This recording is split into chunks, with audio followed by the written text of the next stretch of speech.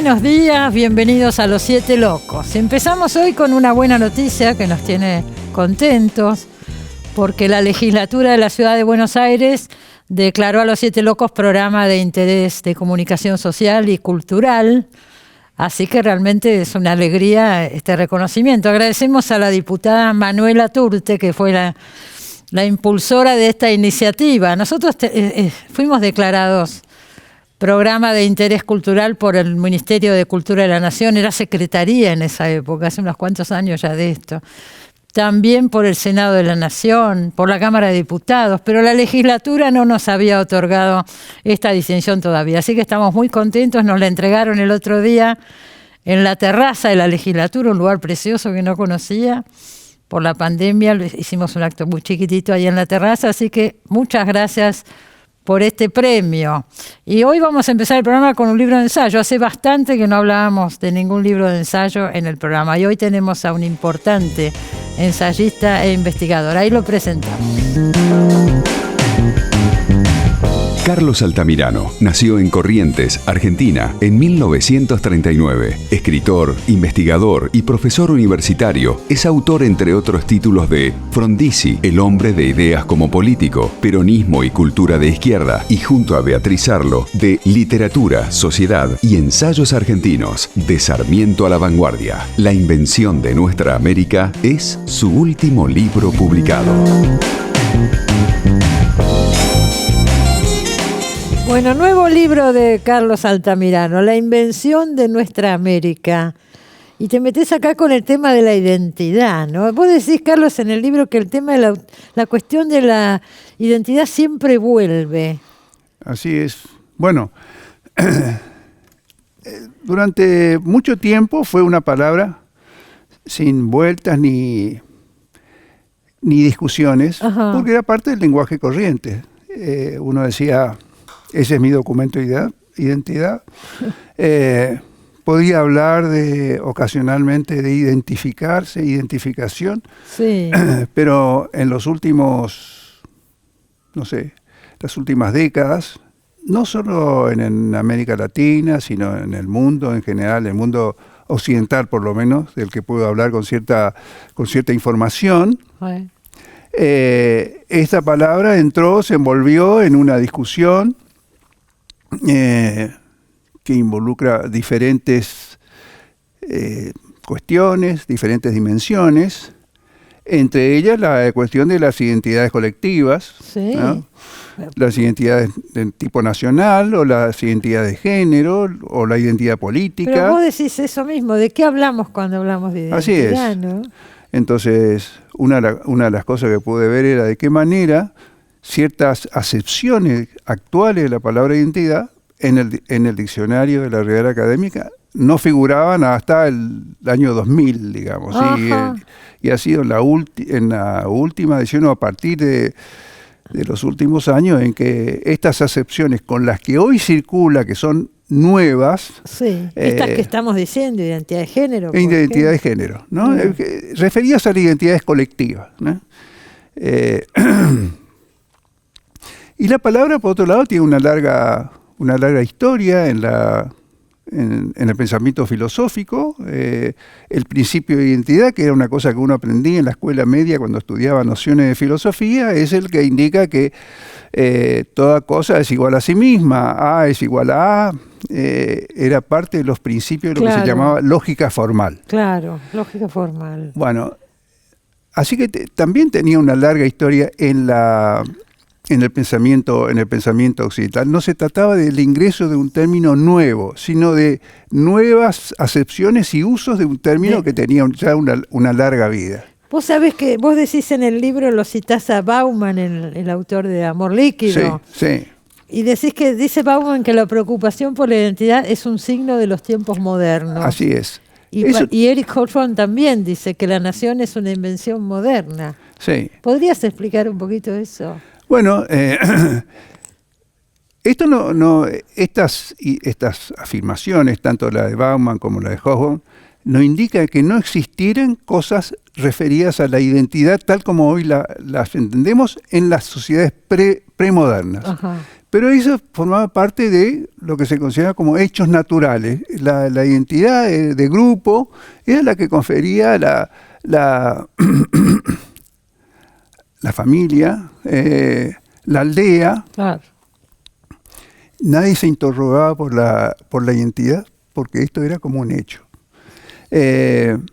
Base en las formaciones modernas, cuando esta cuestión va a aparecer como una cuestión a resolver, a encarar, a responder, en sociedades complejas que experimentaban una transformación fenomenal, tanto desde el punto de vista económico, tecnológico, científico, ideológico, cultural.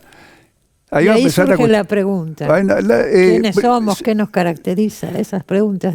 Esas preguntas, en realidad, una primera respuesta que fue construir las identidades nacionales. Y esto no fue un hecho que ocurriera en tal o cual nación, sino en general. Y el primer agente de producción de identidades fue el Estado. El Estado es el que confiere la identidad, el que atestigua que vos sos Cristina Mucci, y que eso lo atestigua un documento que te confiere el Estado mismo, que es el documento de identidad. Claro.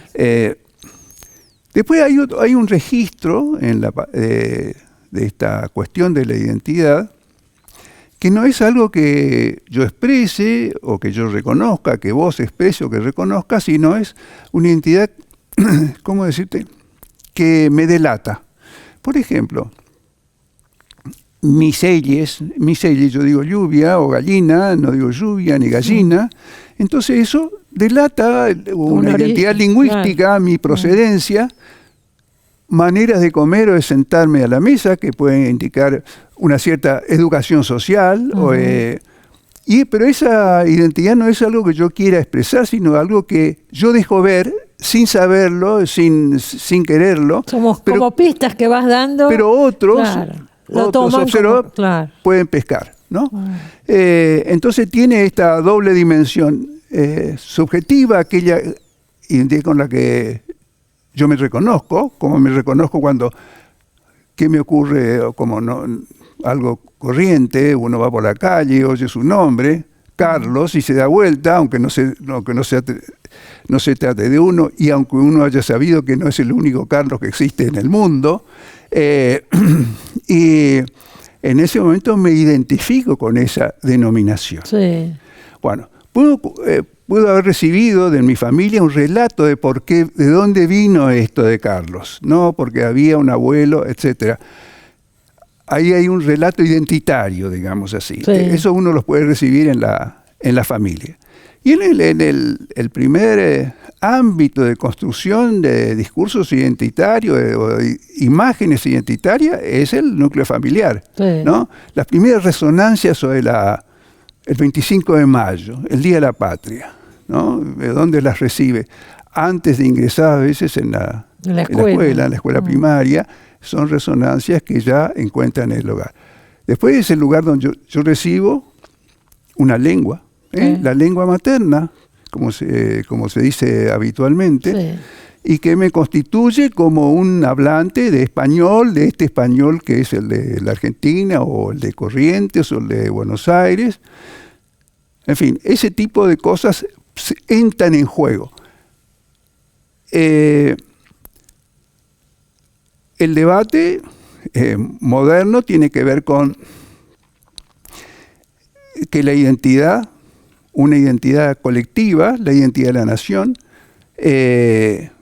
anula diferencias que después van a pedir esas mismas diferencias ser identificadas e identificarse, ¿no? Claro. Es decir, somos todos de una misma nación, pero va a haber un proceso de diferenciación social por el cual ciertos agentes o ciertos actores o ciertos movimientos van a reclamar una identidad.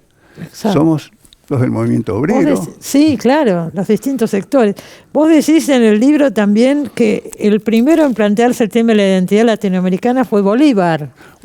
En su Carta de Jamaica. Sí, una famosa fórmula que todavía se repite. No somos indios, no somos europeos, somos una especie media que él todavía no podía no tenía todavía una denominación a mano, que va a ser después la de americanos, ¿no? Claro. ¿Y quiénes son estos que se van a reconocer o denominar americanos? En principio los criollos, Sí. es decir, los descendientes de los antiguos conquistadores, Sí. o los que llegaron y se afincaron en estas tierras y... Decís que los criollos son los que comandaron y dieron identidad a la Así es. emancipación sudamericana. Así es. Ajá. Bueno.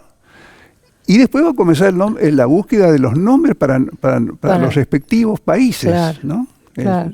El nombre de Argentina y de República Argentina va a ser un nombre que no surge inmediatamente después del movimiento de la independencia. No me refiero a 1810, sino también a 1816. Hay otros nombres, la Confederación Argentina, etc. Claro. Y son procesos, ¿no es cierto? Hablas también, Carlos, de otros conflictos que dan impulso a la identidad latinoamericana. Nombrás la guerra entre España y Estados Unidos, de 1898. Bueno, ese va a ser esa guerra, la guerra hispano-cubano-norteamericana, va a ser un cimbronazo en la conciencia de las élites, sobre todo, ¿no? Sí. No va a ser un gran cimbronazo en el conjunto de los pueblos de América Latina, pero sí en las élites políticas y culturales de esta América, o de nuestra América, como se acostumbró a decir durante mucho tiempo. Antes de América Latina, ¿no? Antes de América Latina. Sí. América Latina va a ser un nombre que va a ser uno de los nombres candidatos a denominar esta área. Esta área que no es un área estrictamente geográfica, porque hay secciones donde se habla inglés, donde se habla francés. Las colonias, claro. Y no están referidas. Bueno, entonces, ¿qué es América Latina? Sí. ¿Por qué no América Hispánica? ¿O por qué no, más adelante, ya en el siglo XX, Indoamérica?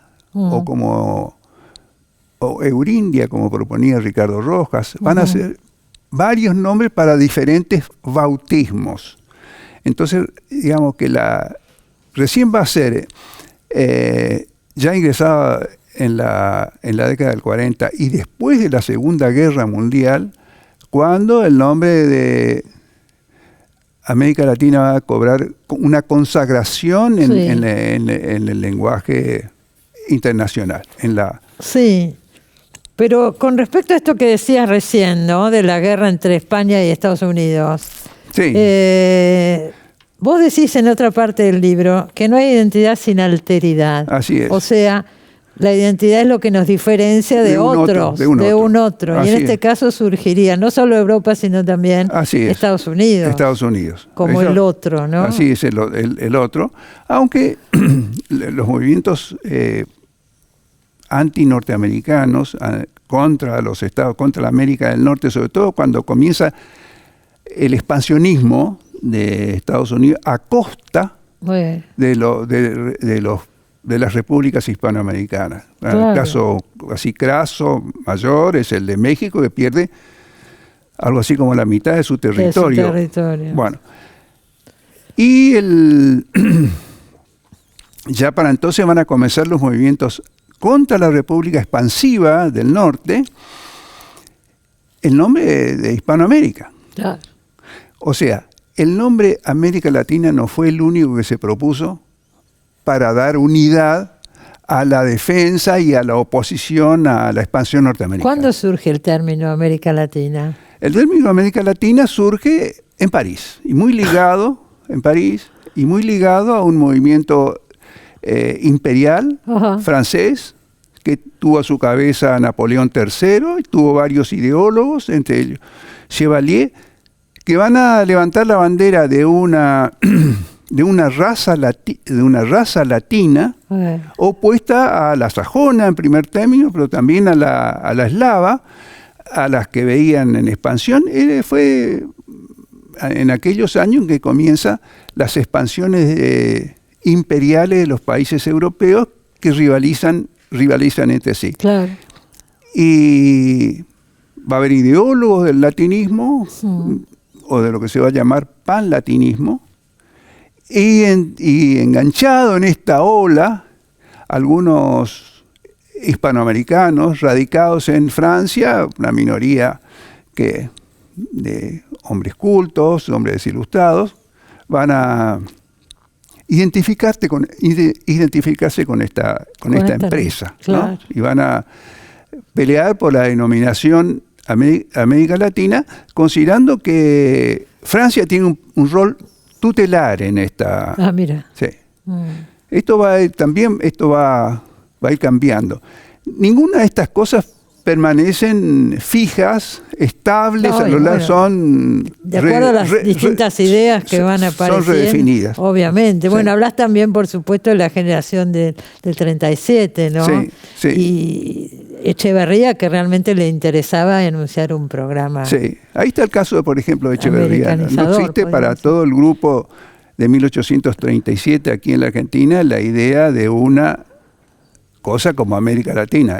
Se trataba de América. Sí. Porque acá la relación con el término América está ligada a la elección republicana de estos territorios. Claro. O sea, el orden que debía surgir acá era un orden de carácter republicano, o sea, no monárquico. Entonces, por eso, por ejemplo, había rechazo en mucho a la idea de que Brasil pudiera integrarse a esto, porque Brasil era una monarquía y además tenía el régimen esclavista. Sí. Entonces se pensaba que la república no podía tener esclavitud y que la república era, por definición, contraria a la monarquía. Estos debates y estas diferencias intervenían a la hora de decir qué es América, hasta dónde es América y por qué tenemos con la América del Norte en común el ser republicanos y, sin embargo, un espíritu diferente de raíz latina, dicen algunos, de raíz hispánica, dicen otros, que nos oponen, nos distancian del espíritu sajón o anglosajón. ¿Qué pasa con Borges? Hablas de Borges también, sí. ¿no? El escritor argentino y su tradición. Sí, bueno, ese es un ensayo muy conocido, el de Borges, y yo lo ligo a una cuestión, a una pregunta, o sea, bueno, ¿cuál es nuestra tradición? Entonces, Borges dice, bueno, en realidad es un pseudo problema. En nuestra tradición es toda la literatura occidental. Occidental. Europea, dice él, ¿no? Decía, y va a ser una serie de recorridos para sostener esta idea y desacreditar la pretensión de que haya una tradición propiamente hispanoamericana, no digo latinoamericana porque no formaba todavía, no sé si alguno, no formaba parte del vocabulario de Borges, digamos. No me lo imagino, bueno, Borges hablando de Latinoamérica. Y él heredaba ciertas tesis, digamos así, o argumentaciones de Enrique Sureña, donde también dice, bueno, la tradición es la tradición europea, la tradición occidental. Pero hablan Enrique Sureña y también Alfonso Reyes, ¿no? Sí. Pero hablan, vos lo citás en el libro, de una ventaja con esa lejanía de los grandes centros culturales europeos. Bueno, es una ventaja en la medida en que esa ventaja sea productiva, resulte productiva, ¿no? ¿Pero cuál sería la ventaja? La ventaja sería, por ejemplo, en la argumentación de Borges, sería no estar sometido a la lealtad de ninguna tradición nacional. Claro. O sea, él dice, bueno, para los italianos no existe esta tradición, para nosotros no existe tampoco esa importancia atribuida a las diferentes tradiciones nacionales, la francesa, la italiana, la inglesa. El americano, o el hispanoamericano, o el sudamericano puede apropiarse de todas ellas sin respetar sus reglas. ¿Y es así? Se pueden moverse con gran libertad. Bueno, no hay mejor ejemplo que Borges para esta tesis, ¿no? Y él elige o tiene un hombre que elogia muchas veces, que es Alfonso Reyes, para quien él reserva el mejor prosista de lengua española. Es probable que Reyes pensara que Borges era el mejor prosista. No estoy seguro, pero los dos se admiraban mutuamente. Y había una desventaja que se convertía en una ventaja. ¿Cuál era la desventaja? Estar lejos del resto del mundo. Pero esto se convertía en una ventaja porque no tenía la presión de ninguna tradición inmediata. Permite una mayor creatividad. Sí, y había una mayor libertad respecto de los recursos existentes proporcionados por la tradición europea. Armar otra cosa, sí, ¿cierto? Y moverse con libertad, con entera libertad. No es poca cosa. Respecto de ese conjunto de valores, formas. Sí. Y estaba la otra ventaja, que era, hablar una lengua con la que Borges nunca dejó de polemizar, el español. Claro. Pero lo que hacía Reyes, dice Borges, y creo estaba pensando también en lo que él mismo hacía, había una otra lengua que obraba como control, el inglés. Entonces, el conocimiento de otra lengua, dice, lo libera de los problemas que tiene el español. Entonces era una combinación que en parte describía lo que él mismo hacía, y uno podría decir, estaba proponiendo un programa literario de vanguardia, osado, muy atrevido, y se valía de una serie de recursos, a veces invocando los méritos de otro, en este caso de Alfonso Reyes, claro, para hablar de lo que podríamos decir un cierto programa. Un cierto programa que le responde después, lo citás en el libro, la generación de contorno. Claro, la generación de contorno no va a tener en Borges a su maestro. Claro. Me acuerdo que Ricardo Piglia decía que la generación de contorno no pudo leer a Borges. No pudo leer a Borges. Bueno, entonces la generación de contorno va a ser sensible a otro mensaje, ¿no? El que va a venir de Martínez Estrada, y de quien va, ¿cómo decir?, mediar, ser como puente en este movimiento, que va a ser Morena, que va a ejercer un papel... Morena, Héctor Morena, sí, que tiene un libro...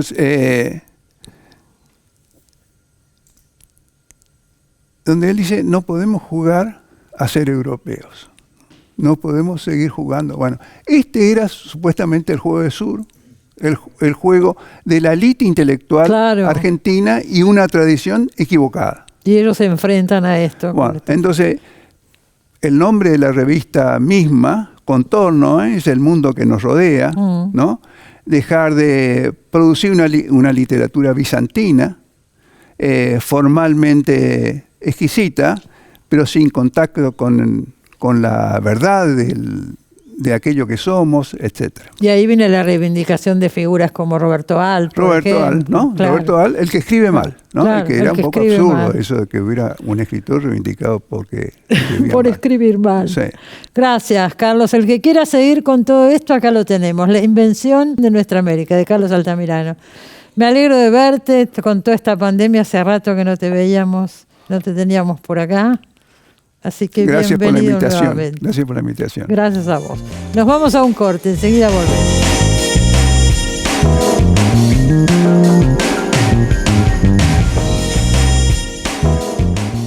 Bueno, en paralelo con la muestra sobre Alberto Greco que está en el Museo de Arte Moderno, ¿se acuerda que hablamos bastante acá en el programa sobre esa muestra que me parece extraordinaria y sigue hasta fin de año? Se puede visitar en el Museo de Arte Moderno. Pero sacó el museo 2 libros relacionados con la muestra, y el primero que tengo acá, que se llama Ni tonto ni holgazán, un precioso libro que inauguran con él la sección de libros para chicos del Museo de Arte Moderno.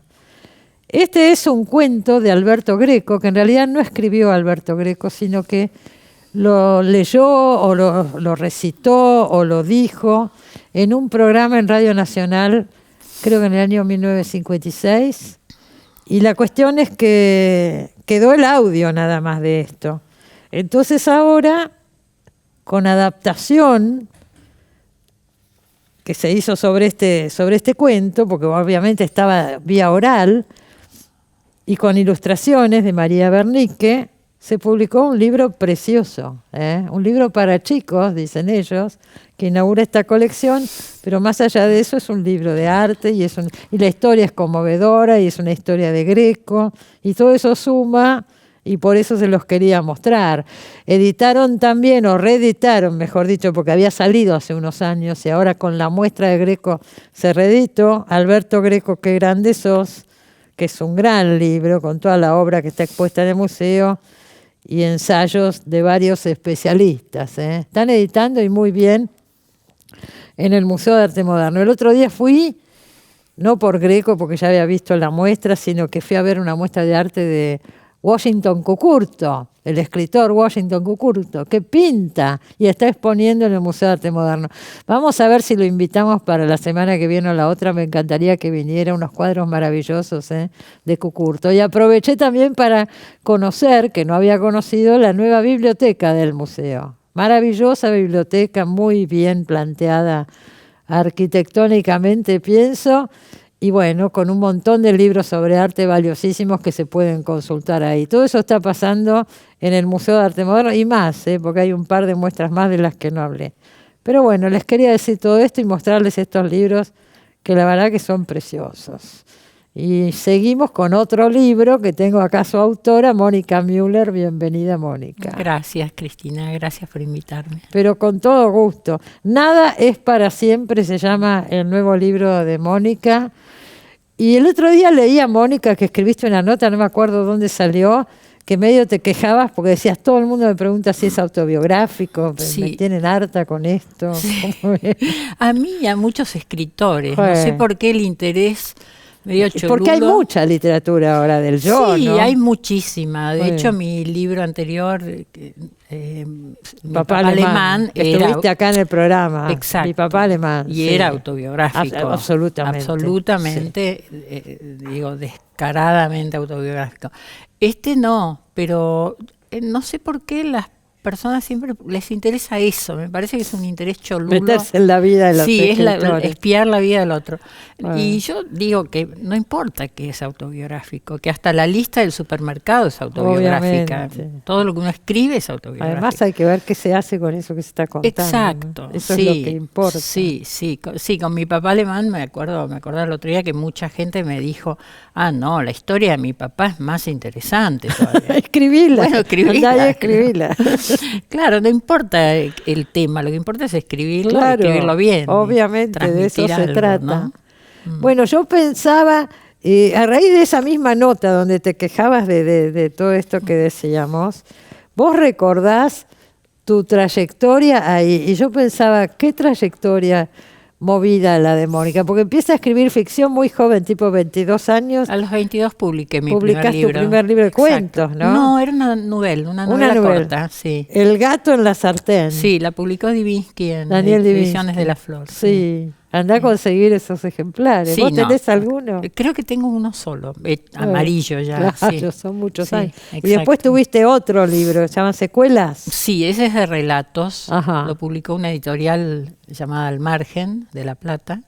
Son relatos, sí, eso sí. Y después dejaste la ficción por muchos años. Sí, porque publiqué 2 libros de divulgación médica, porque tengo las dos Porque es vidas médica, paralelas, claro. Entonces me dediqué más a eso y después publiqué Mi papá alemán en el 2018. Bueno, con Mi papá alemán estuviste acá en el programa y con los dos Estuve. libros, Sana Sana, Sí, y el de la pandemia también estuviste acá. exactamente, me invitaste a A hablar partir de esos ahí libros. siempre. Los primeros no, porque creo que todavía ni teníamos No. programa en esa época. No, seguro que no. Hace muchos años. Bueno, yo leía Nada es para siempre y también leí que el primero sí pasó. El del pajarito sí te pasó. Sí, son 3 relatos y el primero es absolutamente autobiográfico y ¿Puedes real. contar? Porque no se puede creer esa historia. Sí, pero es muy impresionante y yo insisto en que se sepa eso, que los pájaros no son pajarones, ¿viste la idea del pajarón que anda volando? Tienen muchísima comunicación con los humanos, nos registran, nos recuerdan Y tuve esta experiencia con esta pajarita, era una torda a la que crié desde que era así. Porque la encontraste. Sí, la encontré caída. En la calle. Desde chica yo salía con mi hermano después de las tormentas a buscar pajaritos caídos y los criábamos, se morían 90%. Ya había criado otro, así, con el mismo éxito. El éxito, quiero decir, que vivió, fue grande. ¿Qué te parece? Y además tienen un fenómeno que se llama imprinting, que es la primera cosa que se mueve, que ven moverse cuando salen del huevo, la toman como madre. Entonces este me tomó como madre.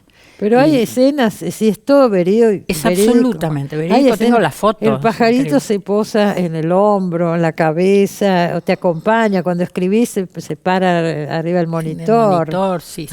Con mi nieto, jugaba con la tablet de mi nieto.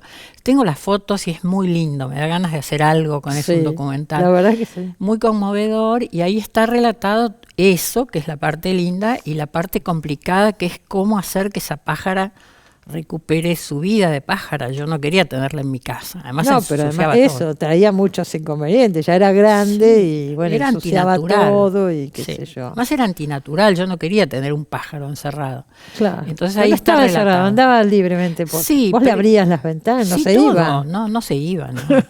Está relatado paso por paso cómo fue ese despegue del pajarito. Esto es una metáfora sobre la libertad también, ¿no? Sí, seguro. Y sobre los vínculos. Sí. Y la porque idea se genera un vínculo muy cercano. Muy cercano. Y después hay que despegarse y... Sí. Me interesó eso, explorar eso, la cuestión del amor y el desamor, cómo despegarse. Escribí el primer relato, y después había escrito ya otro y finalmente un tercero. Los tres tienen en común la cuestión de la separación, el fin de las relaciones. Sí. ¿No? Por eso nada es para siempre, nada todo lo que uno cree que es para siempre no es. Bueno, el tercero sí también, porque la narradora cuenta la historia de una amiga o de otra mujer que es abandonada por el marido y ella lo toma muy por sorpresa todo esto y es esa separación. Pero el segundo, el de la rodilla que habla, ¿cómo se llama? Sí, la rodilla que habló. La rodilla que habló. ¿Cuál es la separación? Al final se entiende por qué le dolía la rodilla a la señora. Sí. Bueno, por un final de una historia de amor. Sí. Bueno, no quiero contar el cuento, pero muy anterior. Claro. Vos sos médica, además. Lo que estás diciendo ahí es que el cuerpo nos registra todas las emociones. Que hay que saber y en algún escuchar. Momento aparece, ¿no? Sí, exacto. Hay que saber entenderlo, sí. Y cuesta muchísimo entenderlo. Y parte del relato es cómo puede ser que no haya entendido esa señora lo que le estaba diciendo a su rodilla tan claramente. Tan claramente, pero se lo dijo mucho después de que pasara el episodio. Sí. Por ahí la señora ya ni se acordaba. Sí. ¿Se acordaba? No. ¿Eso sí te pasó? Parte. ¿Sabes qué pasa? Cuando uno escribe, toma partes de su vida y partes de la vida de otros. Es como como un cóctel. Vas tirando lo que ves, lo que lees, lo que te cuentan y lo que viviste y se arma una historia. Me parece que todos los escritores hacemos eso. Salvo que quieras contar algo autobiográfico como esto de mi papá alemán, pero si seguro. No. ¿Qué pasó con mi papá alemán? Debes haber tenido... ¿Qué te decía la gente que lo leyó? Porque contás cosas muy bravas, muy íntimas por ahí de tu padre. Sí, acá no mucho. En Alemania tuvieron muchísimo interés, muchísimo. No fue traducido el libro, curiosamente. En varias editoriales dijeron, no tenemos la misma idea sobre la realidad alemana que esta persona. Esta mujer. Pero en 2 universidades me invitaron a hablar, en la de Frankfurt y la de Colonia. Mucho interés, con mucho respeto y queriendo saber detalles de cómo era la historia, y les llamó la atención, me lo dijeron varias veces, cómo acá hablamos de esos temas, por ejemplo de la dictadura. Quiero decir, ahí también hablan muchísimo de esos temas, pero un profesor ahí dijo, yo no me animaría a preguntarle a mi abuelo qué hiciste durante el nazismo. Acá no hablamos de lo personal, sí sabemos toda la historia perfectamente. Es una diferencia cultural enorme. Sí, Acá porque uno vos habla no de solo eso. no hablaste, sino que lo escribiste, ¿no? Sí, y acá nos parece natural hablar de eso. Sí, Y igual ahí, es exponerse también. Por sí, eso te por supuesto. preguntaba qué había pasado con eso, porque qué sé yo. Es exponerse, es exponer algo Sí. que duele o molesta o algo pasa con eso, ¿no? Exacto, sí, creo que hay que hacerlo. Sí, lo hiciste. De Yo hecho, lo lo hice. hiciste. Ujú. Vos sabés que yo la semana pasada estuvo acá Paula Pérez Alonso con su libro Caidú, que es precioso y es la relación con un perro. Termino de leer ese libro y empiezo a leer lo del pajarito que entró por la ventana, lo de Mónica, y yo decía, ¿qué está pasando? Porque esta historia también me conmovió mucho. La de Caidú. La de Caidú me conmovió muchísimo, ya Sí, lo dije, pero sí, ahora la de tu pájaro sí, también sí. me conmovió. Sí, Porque se genera un vínculo y un amor ahí que es una cosa que uno no puede explicar bien, pero está. sí, no se puede Y explicar. es muy conmovedor. Y digo, Sí. ¿qué está pasando? ¿No? Que aparecen estos libros Sí. con animales y provocan estas emociones. Sí, es muy intenso lo que pasa y se habla poco, eso se observa poco, digamos. A mí me gusta este libro que son historias tristes, pero yo siento que son agridulces y me lo han dicho así, porque son tristes pero contadas con humor y yo creo que el Sí. humor hace que, viste, cuando te cuentan algo tremendo pero con humor Sí. lo podés escuchar. Si te lo cuentan con solemnidad y tragedia es muy difícil metabolizarlo, pero Sí, y más ahora. y bueno, ahora es el peor momento. Además, estas despedidas tienen en común con las despedidas de ahora, que no hay cuerpo, no hay duelo, no hay despedida en realidad. Es el fin de la relación, como nos ha pasado a todos. Se va la persona, no lo ves más, y, que es tremendo porque es contracultural. La verdad es que Sí. va como viola nuestra cultura, lo de despedirse del cuerpo, ¿no? Es un fenómeno muy fuerte que está ocurriendo. No digo que el libro hable exactamente de eso, No, pero por pero alguna razón yo escribí esas tres despedidas historias así. donde pasa esto. De pronto Sí. desaparece el otro, ¿no? El otro no está más y Sí. no hay un entierro, un velorio, un abrazo. Bueno, un nada. Bueno, se llama Nada es para siempre, ¿eh? Precioso libro de cuentos, son cuentos. Son podemos decir. relatos, no son cuentos, Ah, qué creo, sé yo, ¿no? a ver, explícame bien la diferencia. Mira, yo no la sé porque no sé nada de literatura, de teoría de la literatura. Sí. Sé que los cuentos tienen una estructura, deben cumplir con una estructura, estos no. Sabemos Esos que son los tres géneros relatos. que se diluyen Sí, cada vez más. exactamente, son tres relatos. Pero la autora dice tres relatos de Mónica Müller. Nada es para siempre. Bueno, gracias Mónica, como siempre, por estar acá. Y Gracias estoy a vos. contenta de volver con tantas notas presenciales. De a poco Sí. nos vamos animando todos, ¿no? Recuperando eso, ¿no? Recuperando. Impresionante, de a que poco. antes parecía tan poco importante y es tan importante. Por favor, a uno no se le ocurría que pudiera perder eso, y lo perdimos. Ujú. Bueno, lo estamos recuperando. Lo Nada es estamos para recuperando. siempre. Nada es para siempre, como se llama el libro de Mónica. Bueno, ya volvemos, no se vayan.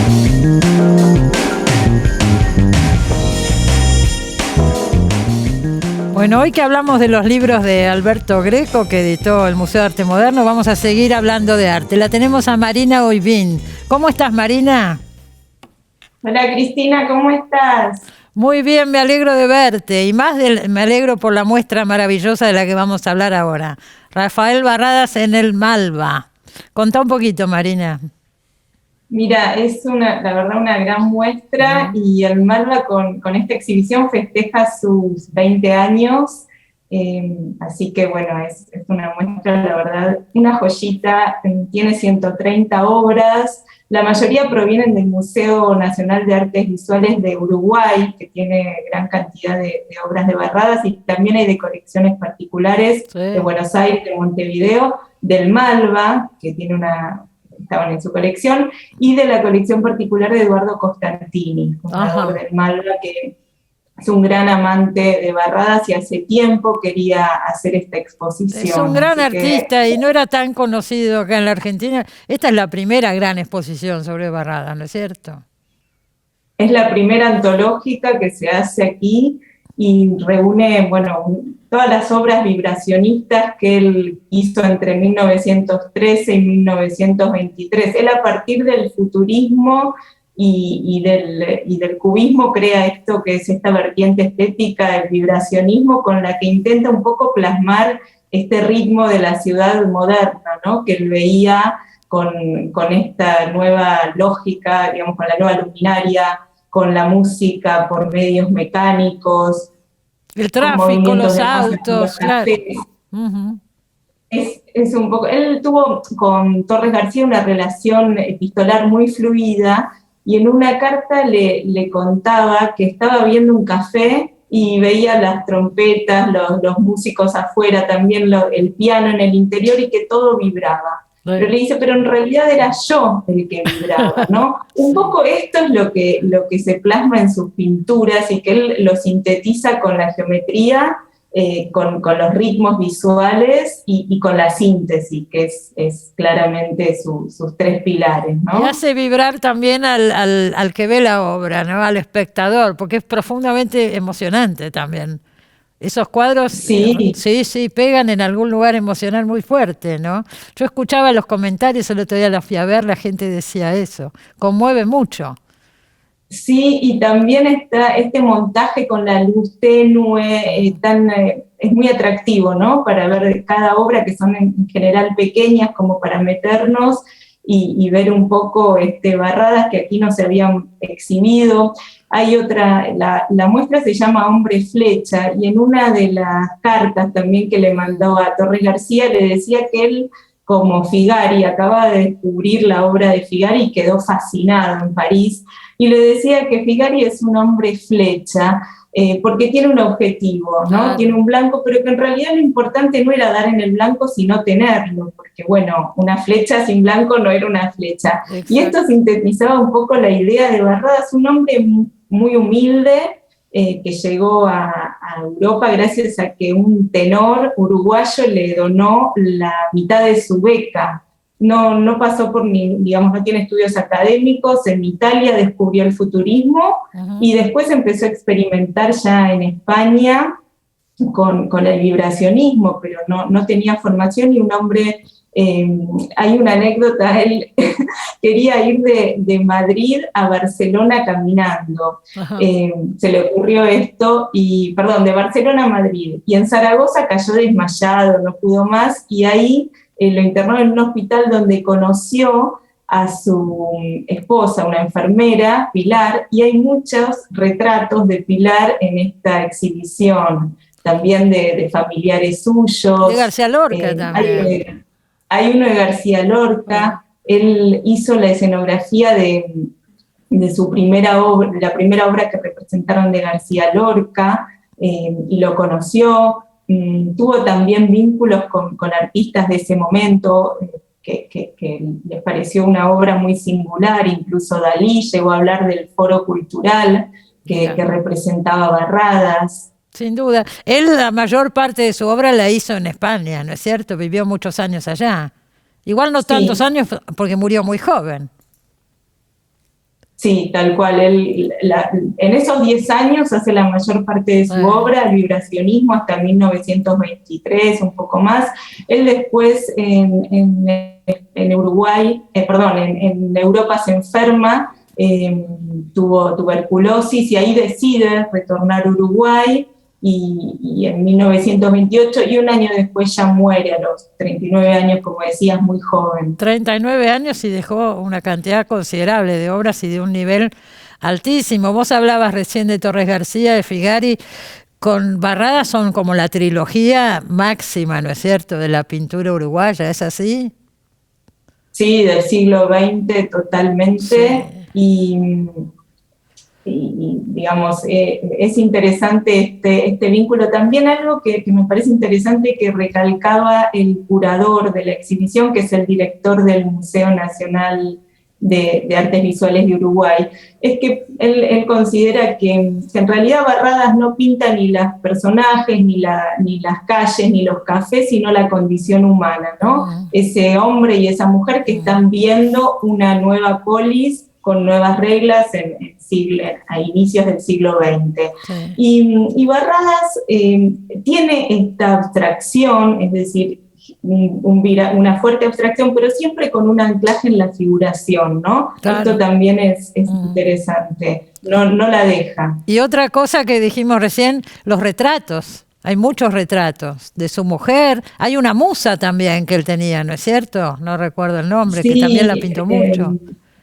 Sí, Carmen, Carmen. Él había creado una musa ficcional que decía que no podía dejar de pintarla, y también, bueno, a Pilar, por supuesto, su gran amor, también hay retratos. Estos retratos no tienen ojos, entonces son como especies de máscaras. Como ¿no? máscaras, ¿no? Sí. Es muy especial todo lo que hace, pienso. Qué sé yo, además la muestra me gustó porque tiene paneles donde te va explicando muy bien todo, porque no es un artista tan conocido en la Argentina, casi nada conocido. Entonces es muy didáctica también como para entrar en el personaje. Y vos hablabas, Marina, de los 20 años del Malva. Vi con alegría que adquirieron para festejar los 20 años una obra de Juan Carlos Di Stéfano, nada menos, que no tenía el Malva obra de Di Stéfano, ¿es así? Sí, adquirieron Cabalgata, tenía algunas obras el Malva, algunos bocetos de Di Stéfano, pero consideraron que no estaba bien representado en la colección, así que compraron esta pintura, bueno, un gran escultor, Juan Carlos Di Stéfano, fabuloso, nos representó en la Bienal de Venecia en 2015. ¿Cómo no? Realmente nuestros más grandes escultores, ¿no? Sin lugar a dudas, muy merecido también eso. Bueno, me avisan Sí. que nos tenemos que ir despidiendo. Esta muestra sigue hasta febrero. La de Barradas, Rafael Sí. Barradas, hasta febrero. O sea, tiempo hay de sobra para ir a verla, ¿no? Y muchas actividades que el Malva va a hacer, que se pueden ver en la web del Malva en relación, ¿no?, con la exhibición. Es muy interesante. Vi que el otro día vino el expresidente Sanguinetti de Uruguay y dio una conferencia Sí. sobre Barradas. Sabe Sí, mucho de sí. arte, porque ya había hablado, creo que de Figari o de Torre García, no me acuerdo, en otra oportunidad. Y ahora sobre Barradas, ¿no? Sí, fue un gran evento y mucha gente participó. ¿Cómo no? Excelente. ¿Estuviste ahí? No estuve presente, no. Pero igual estás muy Sí. al tanto de todo lo que pasa. Bueno, gracias por esta charla. Nos vemos pronto. Hay bastantes inauguraciones, cosas que me gustaría comentar. Así que en cualquier momento te llamamos. Bueno, muchas gracias, Cristina. A vos y suerte, Marina. Gracias. Bueno, Un ya abrazo. nos vamos despidiendo. Se terminó el programa. Nos vemos como siempre el sábado que viene en Los Siete Locos. Muy buena semana. Chao.